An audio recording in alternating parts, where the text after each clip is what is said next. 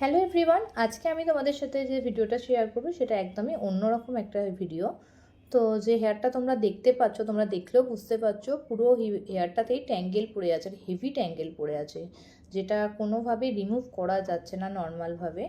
তো ক্লায়েন্টের কোনো হেলথ ইস্যুর জন্যে ও 1 থেকে 1.5 মাস হেয়ারের মধ্যে ঘুম করেনি অ্যান্ড শ্যাম্পু ওয়াশও করেনি। তো ও বাড়িতে যখন দেখেছে কিছু করা যাচ্ছে না, নিচের পোর্শনের লেন্থ কিছুটা কেটেই এসেছিলো বাড়ি থেকে, তাও দেখেছে কোনো রকম খোলা যায়নি, তখন আমাকে এসে বলে এটা কোনোভাবে কি পসিবল হবে? আর আমাদের স্যালনে পসিবল হবে না এমন কিছুই নেই।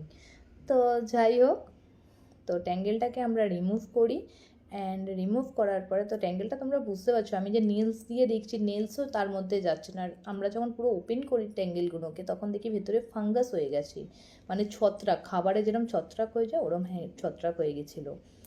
তো সেইগুলোকে ক্লিয়ার করে নেওয়া হয়, দেন আমরা একটা প্লেক্স ট্রিটমেন্ট করি আর একটা কাটিং করে দিই অ্যাডভান্সের মধ্যে, শর্ট হেয়ার কাট যেটা হয়, করার পর আমাদের কাছে এই রেজাল্টটা আসে।